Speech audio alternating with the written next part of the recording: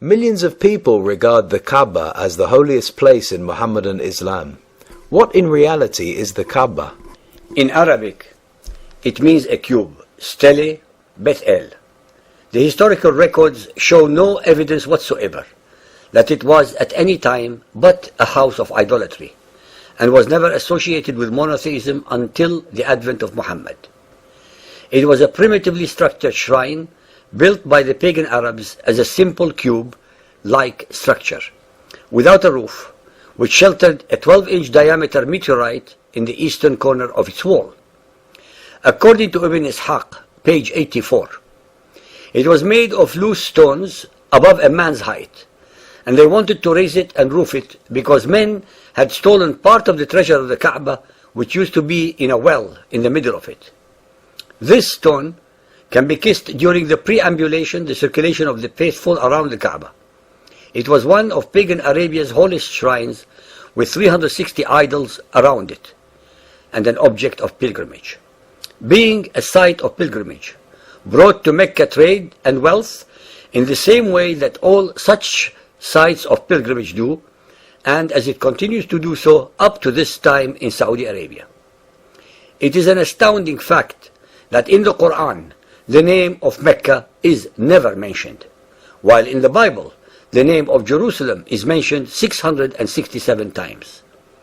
It is also a fact that little is known about the history of the Kaaba, apart from the myths and the totally unsubstantiated Muhammadan traditions, which are full of contradictions that maintain the following: that the Kaaba was originally built by Adam to a celestial prototype.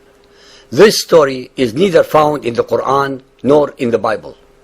That after the deluge, it was allegedly rebuilt by Abraham and Ishmael as a place of worship. Chapter 2, verse 1-7. And remember, Abraham and Ismail raised the foundations of the house. The Quran, the presumed word of Allah, contradicts all the ahadith stories by denying Adam any involvement whatsoever with the Kaaba, as it asserts that only Abraham and Ishmael were the builders of its foundation as the first house of worship dedicated to the one and only Allah. While engaged in rebuilding, Ishmael received the black stone from the angel Gabriel. This, of course, makes absolutely no sense, since Ishmael would have needed to build the foundations of the Kaaba to protect something special, the black stone, for example, and certainly not if it were empty. Why else did he need to build foundations to a flimsy structure not worthy of any god? The black stone had to be there in the first place as a fetish and object of veneration. Since Abraham and Ishmael were monotheists, and Abraham already, according to the Muhammadan traditions, destroyed the idols of his father, why would he and Ishmael build a shrine for another idol such as a meteorite? If the Arab tradition already knew of Abraham, why then did they lapse into idolatry for at least 25 centuries that followed, while the Israelites and the Jews carried forth the torch of monotheism that inspired Muhammad to create his Quran? How was it possible that not a single pagan Arab was called Ibrahim or Ismail, if they actually were the fathers of the Arabs? In contrast, after Muhammad, his name is carried by an enormous number of his followers. If the traditions are true, why then do repeated Quranic verses insist, in clear terms, that they, the Arabs, were actually totally ignorant of previous revelations, such as in chapters 2, 151, 11, 49, 12, 3, 16, 43, etc. It is imperative that we make clear even the obvious, that the alleged Arabian traditions contradict everything written in the Bible regarding Abraham and Ishmael, since according to the Bible, neither Abraham nor Ishmael knew a God called Allah. They never traveled south to Arabia. They never knew any place called Mecca or structure called Kaaba. They never built the foundations of any structure. They never heard of or knew any messenger called Gabriel. Every single item in both the Quran and the Hadiths regarding Abraham and Ishmael are lies and deceptions. Centuries before Muhammad, most of the rituals of Muhammadan Islam were already practiced by the pagan Arabs, such as pilgrimage, circumambulating the Kaaba, calling the names of their idols, kissing the black stone, prostrating, running between the two hills Safa and Marwa, venerating Zamzam, fasting, wearing white clothing, etc., etc., etc. In reality, Muhammad simply incorporated all the pagan rituals, traditions and fetishes of the pagan Arabs and Islamized them to give his cult legitimacy, a sense of identity and an image of uniqueness, so that he made it easier and less stressful for his brother Arabs to move from idolatry and paganism to his brand of monotheism by continuing the practices of their pagan fathers.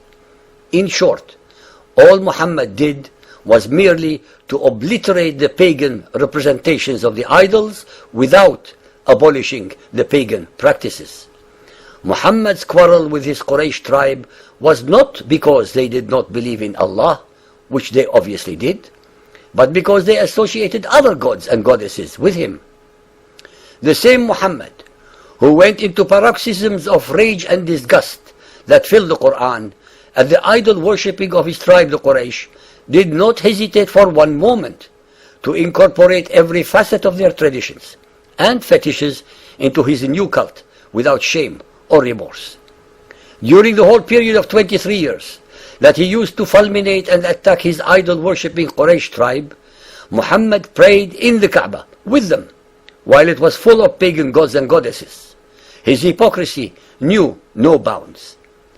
To gain favor with the pagan Arab tribes, he actually joined them wholeheartedly, but for the single and very simple amendment to the whole of their religion.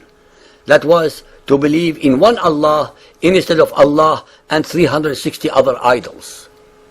It is extremely relevant to relate the story that Umar ibn al-Khattab reluctantly but very intelligently remarked about the kissing of the black stone. In Bukhari Hadith 2.667, he remarked, "I know that you are only a stone, that neither helps nor hurts. And if the Messenger of Allah had not kissed you, I would not have kissed you." Then he kissed it. It is very revealing that although Umar knew that the gesture was empty and false, he nonetheless copied Muhammad in kissing the stone. Just like Umar, billions of Muhammadans had followed and continue to follow their spiritual leaders in this shameful practice of venerating what was and continues to be a pagan ritual. Hence every Muhammadan who makes the Hajj, who runs between the hills, who kisses the black stone, etc., is performing pagan rituals founded on pagan superstitions and sanctions by Muhammad himself. What is important to point out is that most of the same Muhammadans who incessantly assail and assault the paganism of the Christians do not even know that the entirety of their traditions and fetishes are based upon the paganism of the ancestors of the Arabs. It is always a pity and with great frustration that we cannot mention all the verses in the Quran and Hadith regarding any of the subjects that we are exploring with you for lack of time. It is up to you, the listeners, who are inquisitive and want to know more, to read the relevant books or visit the definition section in our website.